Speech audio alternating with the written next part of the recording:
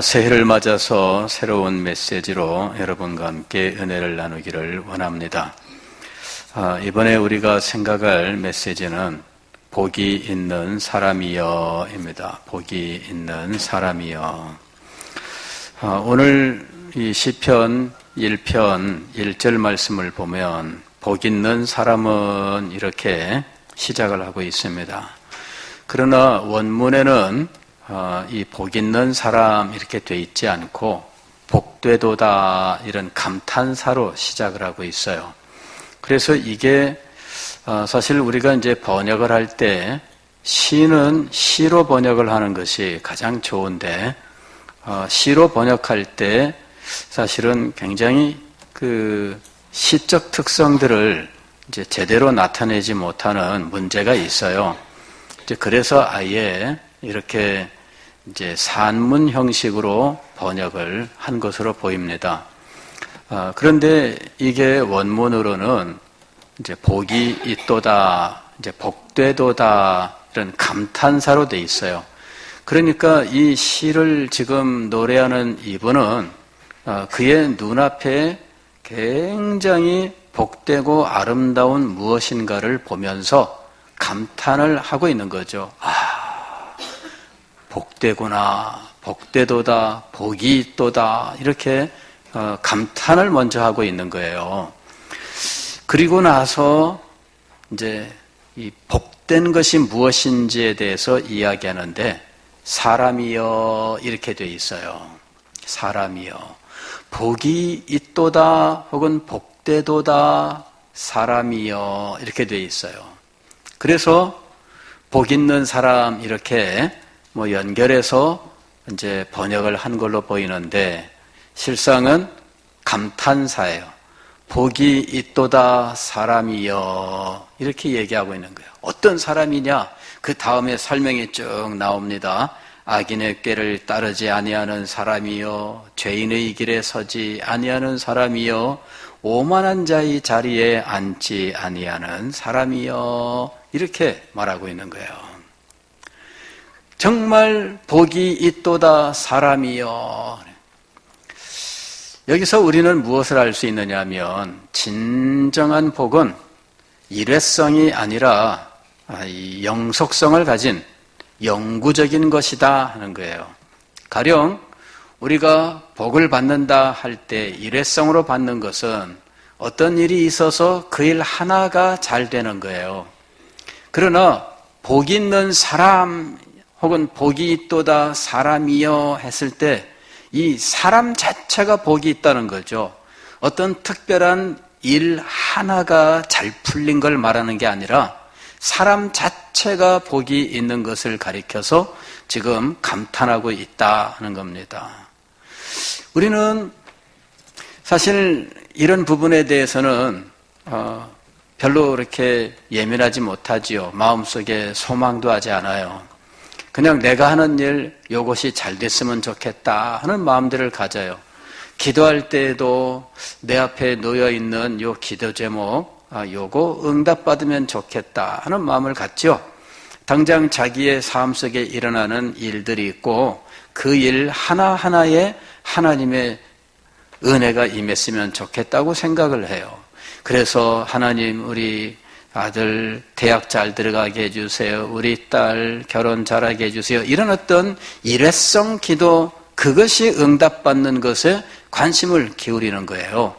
그러나 하나님은 우리가 그런 관심이 아니라 우리 자신이 아예 복받은 아니 복된 사람이 되는 것을 소망하라고 가르치고 있다는 것이죠.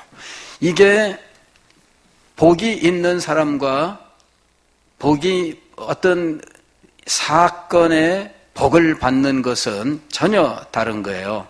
복이 있는 사람은 다니면 이 사람이 밟고 다니는 곳이 모두 복된 곳이 되는 거고, 이 사람이 누구를 만나면 그 만남이 복된 만남이 되고, 이 사람이 어디 가서 앉아 있으면 앉아 있는 자리가 복된 자리가 되는, 이것이 복이 있도다 사람이여 하는 말의 의미인 거죠.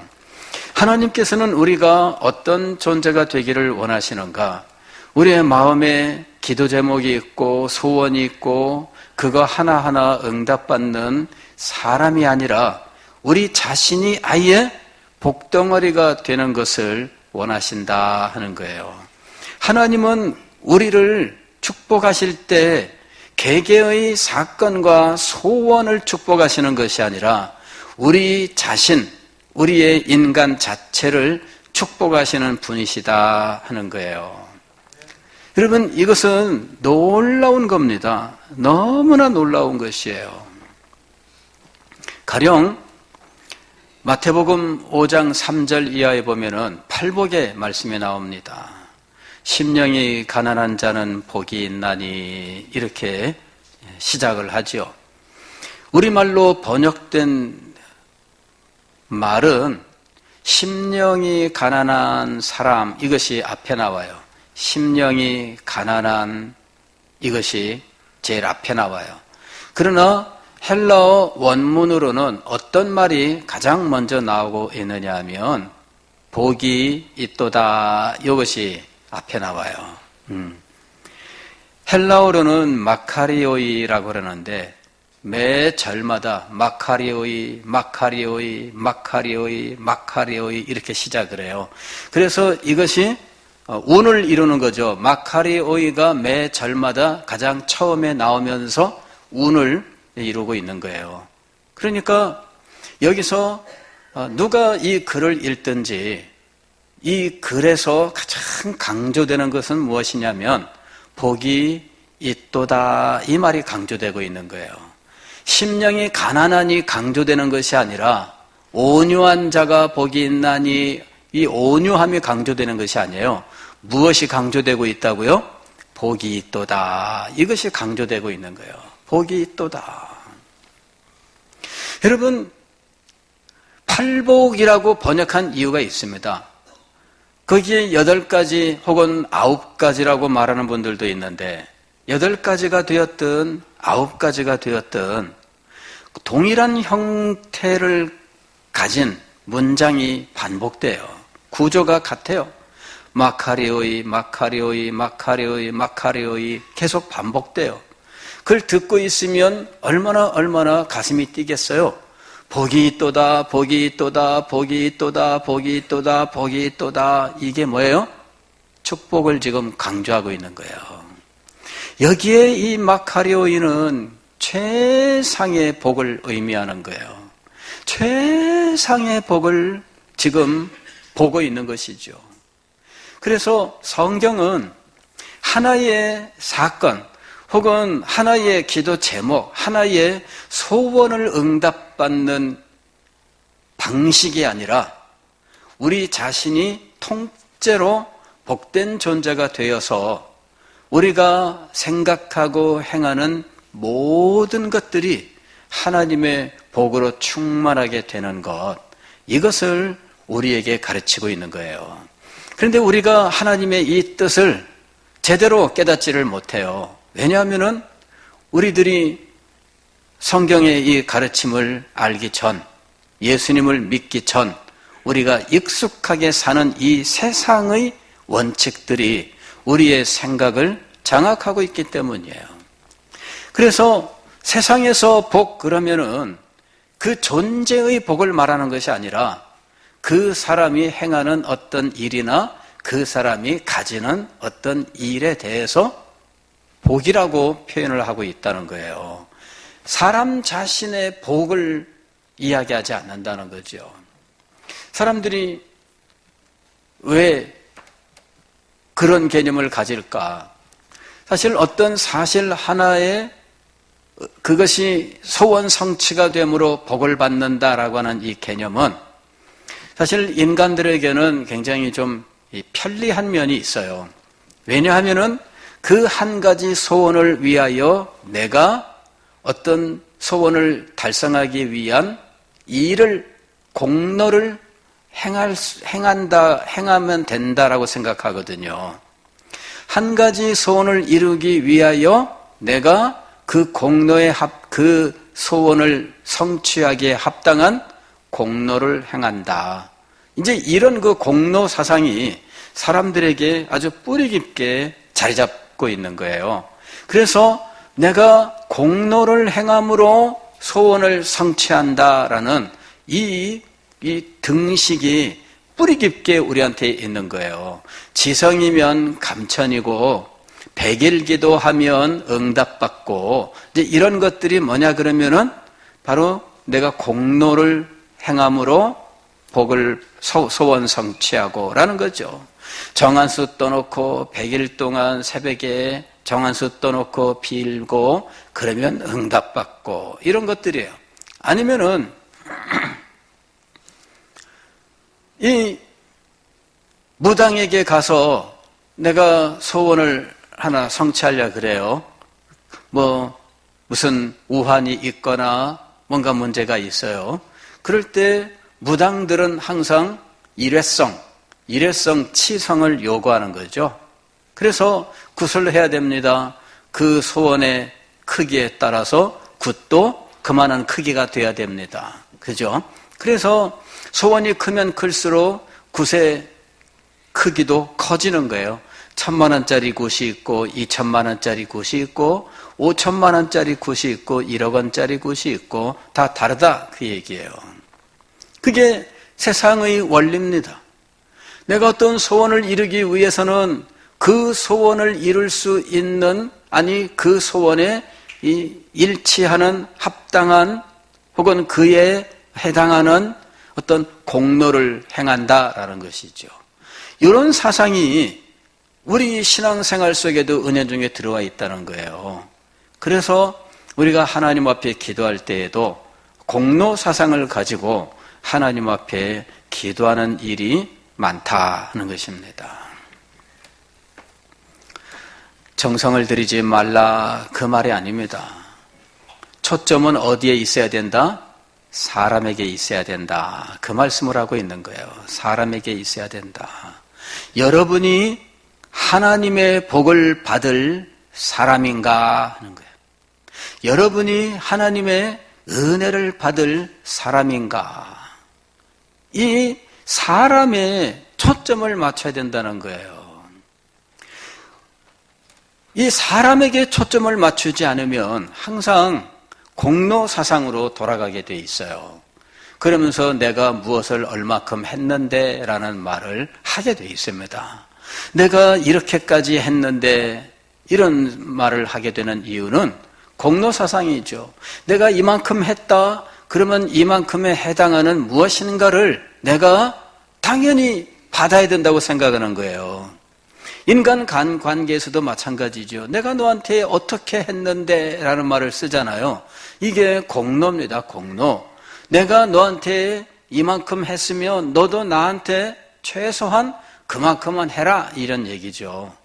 자, 내가 하는 만큼 너도 그만큼을 해라 라고 요구하는 것은 이것은 그냥 서로 주고받자 그 얘기입니다.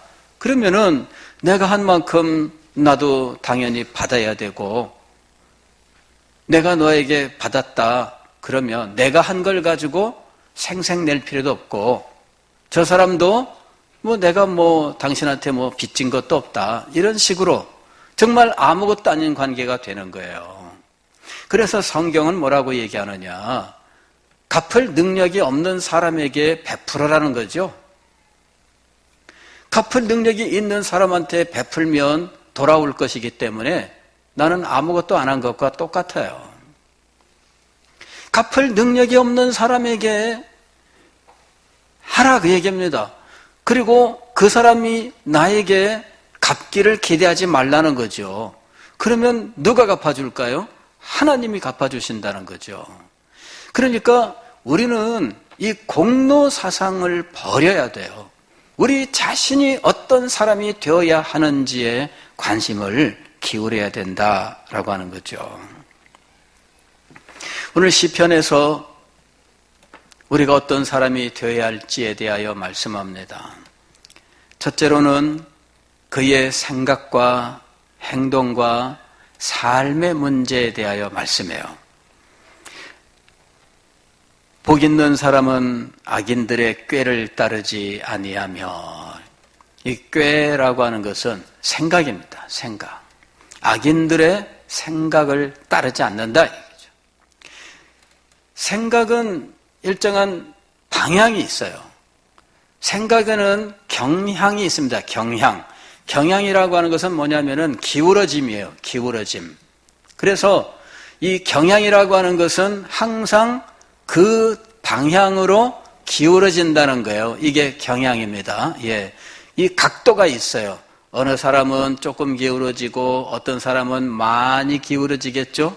각도는 있지만 그러나 요는 뭐예요? 기울어지는 거죠. 예. 여기에 죄인이 있습니다. 그러면은 나는 똑바로 서야 되는데 죄인을 향하여 기울어지는 거죠. 예. 요 생각의 기울어짐, 이것이 바로 우리들의 사고방식을 의미하는 거예요. 악인들의 꾀를 따르지 아니하며, 두 번째로는 죄인들의 길에 서지 아니하며, 이게 길이라고 하는 것은 그의 생각을 행동으로 옮긴 걸 말하는 거예요. 생각이 행동으로 옮겨진 것, 이게 여기서 말씀하는 길입니다. 악인들의 꾀, 이건 생각이고요. 죄인들의 길, 이런 생각이 행동으로 옮겨진 거예요. 그냥 아직 생각으로 머물러 있는 동안에는 돌이키기가 쉽습니다. 그냥 생각만 바꾸면 되는 거예요. 그러나 행동으로 옮겨놓고 보면은 더 힘들어요. 왜? 이미 행동으로 옮긴 거는 행동까지 취소를 해야 되는데 행동으로 취소하는 것은 힘들어요. 그냥 내 생각 속에서만 취소하면 그냥 다른 사람들과의 관계 상관없이 그냥 해결될 수 있는 문제들이죠. 그런데 이거를 말로 옮겨놓든 행동으로 옮겨놓고 나면 이 말과 행동에 영향을 받은 사람들, 즉 상대편이 생기기 마련이에요. 상대편이 생기게 되면 이 문제를 해결하는데 복잡한 관계가 생기게 되는 거죠. 그래서 그냥 생각에서만 없애는 것과는 달리 이 상대편에 대하여 내가 무슨 일인가를 해야 되는 거예요. 사과를 하든지 빌든지 무슨 갚든지 뭔가를 해야 된다는 것이죠. 그래서 여기 죄인의 길이라고 하는 것이 좀 더 엄중한 걸 말하는 거예요. 세 번째로는 오만한 자의 자리에 앉지 아니하며, 아예 거기에 그냥 자리 잡고 앉아 있는 거죠. 그건 뭐냐면은 그 사람의 삶이 아예 그렇게 형성된 걸 말하는 거예요. 생각과 행동과 삶입니다. 이게 점점 심화되어 가고 있고 이거를 되돌리는 것이 점점 힘들어요. 즉 생각의 상태에 있을 때와 길, 즉 행동으로 옮겨 놓았을 때와 자리, 아예 삶이 그렇게 되어버린 이것은 점점 심화되고 되돌리기 어려운 이런 순서로 되어 있다는 거예요. 자, 여기서 죄인과 오만한 자와 악한 자라고 하는 것은 누구를 의미하는 걸까? 이거는 도덕적인 특성을 의미하지 않습니다. 이것은 하나님과 관련되는 거예요. 하나님 앞에서 이 사람이 악하냐라고 하는 것이죠. 하나님에게 합당하지 않아요. 하나님에게 합당하지 않은 사람들을 의미하고 있는 거예요. 이 사람이 악한 자요, 오만한 자요, 또 죄인이라고 부르는 것이죠. 하나님께서는 이 사람들을 미워하셔요. 하나님께서는 이 사람들의 길을 인정하지 않으셔요. 하나님께서는 이 사람들을 멸망시키셔요. 이것이 하나님의 뜻입니다. 그러므로 우리는 언제나 조심해야 됩니다. 나의 생각은 어떠한가? 나의 행동은 어떠한가? 나의 삶의 모습은 어떠한가? 늘 반성을 해야 돼요. 늘 살펴보아야 됩니다. 내가 정말 하나님께서 보실 때 복된 사람이요 복이 있도다라고 감탄할 만한 사람인지 한번 반성을 해봐야 된다는 이야기죠.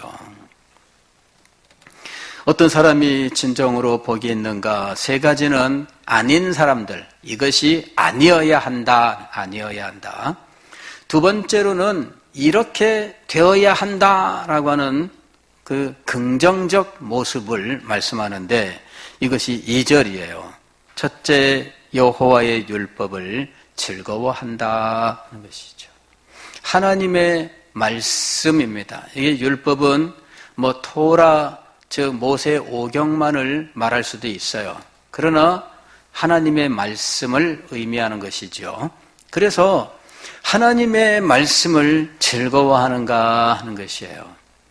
하나님의 말씀이 들려오면 또야 이러면서 인상 쓸 수 있습니다.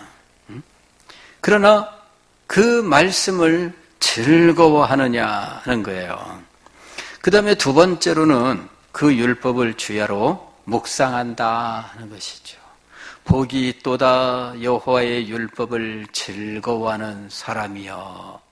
복이 있도다 그 율법을 주야로 묵상하는 사람이여. 즐거워한다는 것은 마음을 여는 거예요. 하나님의 말씀에 대하여, 하나님의 뜻에 대하여 마음을 열어요. 이렇게 마음을 열고 기대하는 거죠. 하나님의 말씀에 대하여 기대하는 마음을 갖고 있는가? 마음을 열고 주여 말씀하옵소서 종이 듣겠나이다 하는 이런 열린 마음을 가지고 기다리고 있느냐 하는 것이죠. 이 마음의 상태가 우리에게 있어야 된다는 이야기예요. 이 사람의 마음의 상태가 진정으로 복이 있다라는 것이에요. 두 번째로는 그의 율법을 주야로 묵상한다 이렇게 되어 있어요. 여기 묵상한다 하는 이 말은 히브리어로는 하가라는 말인데 이 말의 의미가 이제 이 하단에 설명이 되어 있어요. 묵상하는도다 여기 보면은 자그마한 글씨로 일자가 쓰여져 있죠. 요거는 성경 하단에 해설을 보라는 말이에요. 여기 해설 보면 뭐라고 되어 있냐면은 히 이렇게 되어 있죠. 히브리어 원문으로는 그 말입니다. 원문으로는 작은 소리로 읊조리다. 작은 소리로 읊조리다. 이 작은 소리로 읊조리다라는 말을 우리 말로는 뭐라고 번역했다고요? 묵상한다라는 말로 번역을 했다는 거예요. 그러니까 우리가 묵상하다라는 말은 우리가 사용하는 묵상하다라는 말은 소리가 없는 걸 의미해요. 그죠? 이게 묵이라고 하는 이 글자는 침묵할 때의 묵자입니다. 소리가 없는 걸 말해요. 그래서 묵상이란 말은 소리가 없이 순수하게 생각만으로 이루어지는 것을 의미하는 것입니다. 그런데 우리 말의 묵상하다와는 달리 히브리어로는 그 뜻이 무엇이라고 되어 있느냐면 작은 소리로 읊조리는 것을 의미한다라는 것이죠. 복 있는 사람은 악인들의 꾀를 따르지 아니하며 이렇게 소리를 낸다는 거예요. 그 이제 하나님의 말씀 묵상의 방식이 오늘 우리들과는 달라요. 아니 우리들이 이 용어에서 생각하는 방식하고 달라요. 우리들이 이 용어에서 생각하는 방식은 소리가 없는 거죠. 그리고 동양에서는 소리가 없는 거를 추구해요. 그죠? 예, 소리가 없는 거. 불교의 가르침에도 소리가 없이 전달되는 교훈을 최고로 치잖아요. 그죠? 예, 뭐 염화시종 뭐 이런 거 있잖아요. 예, 이건 뭐냐 그러면은 그냥 서로 씩 웃었는데 다 알았다 뭐 그거죠. 예. 근데 여러분 여기 히브리어는 읊조리는 거예요. 왜 읊조릴까? 암송을 위해서요. 암송을 위해서. 성경 암송이에요. 즉 성경 묵상은 무엇과 연관되어 있느냐면 성구 암송과 연관되어 있어요. 성경을 암송하고 암송해요. 반복해서 읊조리고 읊조리고 읊조려요.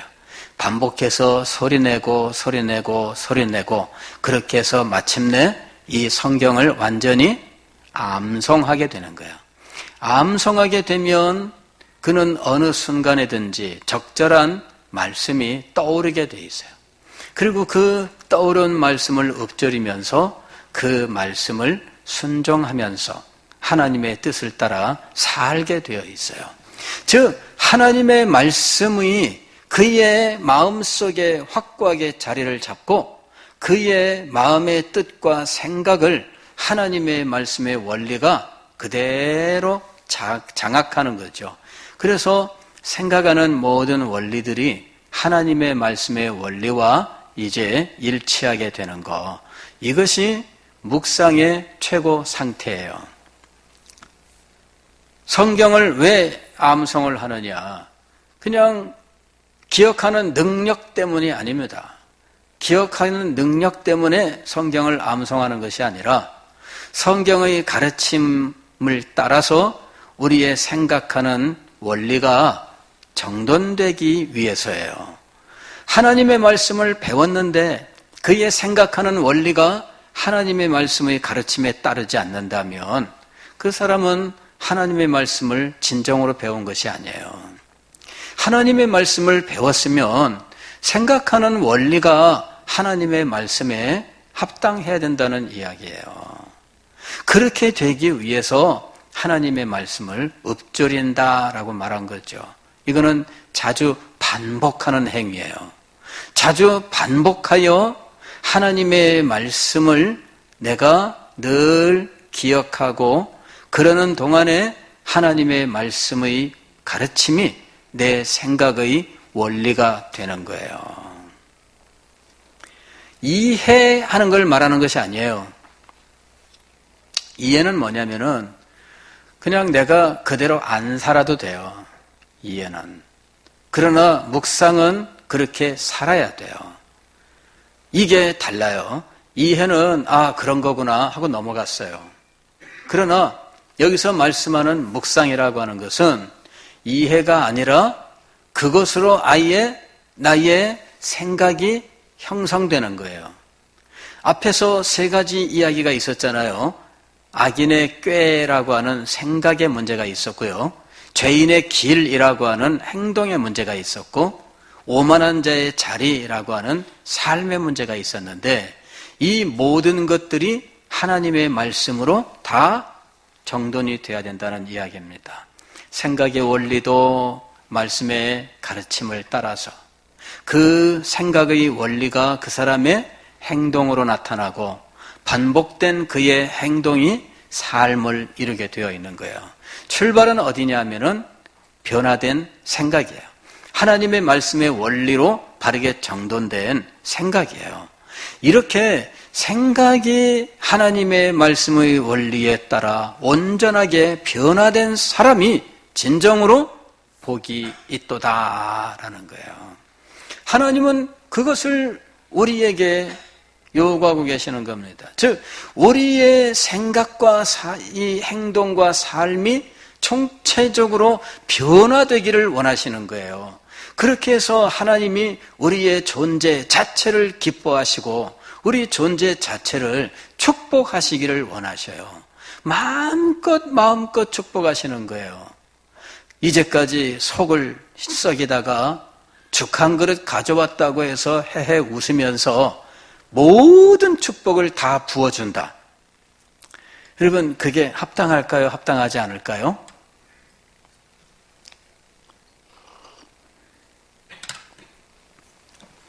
저는 늘 이삭이 가졌던 그 태도가 올바르냐 하는 의문을 좀 가져요. 이삭이 이제 축복하기 위하여 에서에게 이 별미를 만들어 오라. 그래 에서가 밖에 나가서 짐승을 잡아 별미를 만들었는데 그 사이에 이 야곱은 어머니 도움을 받아가지고 집에서 쓱쓱쓱쓱 해가지고서는 별미를 만들어 간 거예요. 그랬더니 이 아버지가 축복을 했어요. 물론 뭐 애선지 확인하는 과정을 거쳤죠. 눈이 멀어서 안 보이니 털이 많이 났느냐, 또 몸에서 나는 채취는 어떠냐, 간단히 확인을 했어요. 그런데 이 별미를 먹고 나서 축복 기도를 했습니다. 뒤늦게 에서가 왔는데 이삭이 깜짝 놀랐죠. 조금 전에 축복했는데 넌 누구냐? 제가 진짜 에서입니다. 아이쿠야, 야곱이었구나. 근데 이삭의 반응은 우리의 생각과 달라요.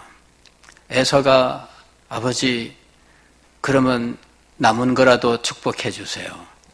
그랬더니 이삭이 몽땅 다 해서 없다.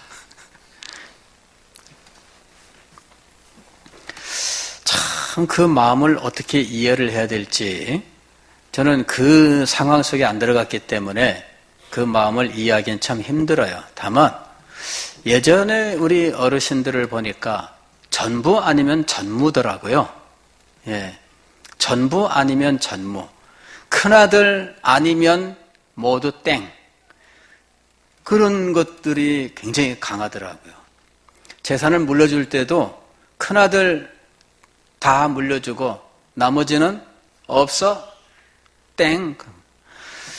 참 지금 우리의 생각으로는 이해가 안 돼요. 근데 예전에는 다 당연하게 여겼던 생각이었어요.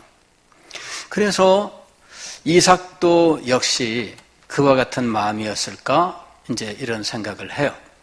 다만 별미를 먹고 축복한다라고 하는 이 방식은 아무리 봐도 정당하지 않다는 생각이 드는 거예요. 그래 무슨 식사 한 끼 잘 먹고 그 다음에 전부 준다 이런 거잖아요. 이건 정말 하나님의 방법이 아니다는 거예요. 알고 보면은 이삭이 하나님의 뜻에 대하여 사실은 인간적인 고집을 피우고 있었다 하는 것을 우리가 알 수가 있어요. 왜냐하면은 이 쌍둥이 형제가 태어날 때 하나님의 말씀이 이미 있었어요. 큰 자가 작은 자를 섬기리라 하시는 말씀이 있었고 하나님께서 야곱을 선택하신다는 이러한 것을 보여주신 것들이 분명히 있습니다. 에서가 들로 산으로 다니는 동안에 야곱은 집에 있었다 그러는데 야곱이 집에 있었던 이유는 무엇일까요? 야곱이 집에 있었던 이유는 무엇일까요? 야곱이 하나님의 축복을 사모했어요.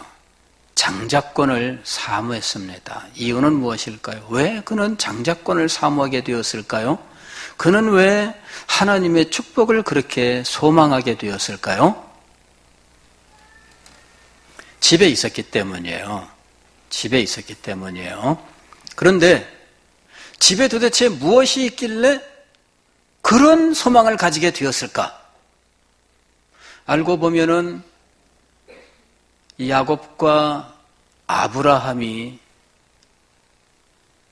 생전 연대 이렇게 겹쳐요. 그 얘기는 뭐냐면은 아브라함이 등장하지는 않았지만 아브라함에게 이런저런 이야기를 들은 그런 기회가 야곱에게 분명히 있었을 것이다. 들었기 때문에 사모하는 거예요. 들었기 때문에 그렇게 원했던 거예요. 저는 이 이삭이 하나님의 뜻에 대하여 성숙하지 못했다. 그냥 장자우선이라고 하는 이 세상 문화 속에서 그냥 그 사고 방식을 그대로 가지고 있는 이런 모습을 보여주고 있다라고 생각을 해요. 하나님께서 그것을 막으신 거예요. 자, 어쨌든 우리는 어떤 축복을 위하여 한 가지 행동을 잘함으로 엄청난 축복을 받기를 원하는 이 로또 당첨을 원하는 심정들이 우리한테 있다는 거예요. 하나님의 방식은 그런 방식이 아니에요. 우리들을 변화시키셔요. 우리의 생각을 변화시키시고 우리의 행동을 변화시키시고 우리의 삶을 변화시키셔요. 그리고 변화된 이 사람에게 하나님의 복을 한량없이 부어주셔요. 그래서 이 사람이 어디에 가든지 형통하게 되었더라. 이렇게 하나님이 역사하시는 거예요. 요셉이 보디바렐 장군의 집에 있을 동안에 하나님께서 요셉과 함께 하심으로 그 집을 축복하셨다. 우리가 단지 내가 어떤 소원이 있어서 응답받는 정도가 아니라 우리 자신이 복된 존재가 되는 것을 여러분 소망하시기를 바랍니다. 하나님의 방법이에요. 하나님이 일하시는 원리예요. 그래서 우리 자신들이 모두 복된 존재가 되어서 이 자리에 복덩어리가 바글바글바글 이렇게 앉아 계시는 거예요. 여러분들이 흩어지면 여러분들이 간 모든 곳에 하나님의 복이 따라가는 거죠. 그것에 임하는 거예요. 여러분들이 모이게 되면 하나님의 복이 이곳에 막 넘쳐나는 상황이 되는 거죠. 이게 복된 존재들의 모습이에요. 저는 이 모습을 소망합니다. 우리 쓰신 교회 여러분들이 모임으로 하나님의 복이 차고 넘치는 교회가 될 수 있기를 주의 이름으로 축원합니다. 여러분이 흩어지면 여러분이 가는 모든 곳마다 하나님의 복이 여러분을 통하여 그곳에 넘쳐나게 되시기를 주의 이름으로 축원합니다. 기도하겠습니다.